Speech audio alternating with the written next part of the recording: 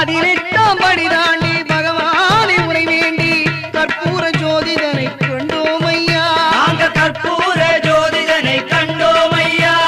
மகர ஜோதியை கண்டு மனமான சரணம் போட்டு மகர ஜோதியை கண்டு மனமான சரணம் போட்டு மணிகண்டா உன் பெருமை அறிந்தோம் ஐயா. மணிகண்டா உன் பெருமை அறிந்தோம் ஐயா.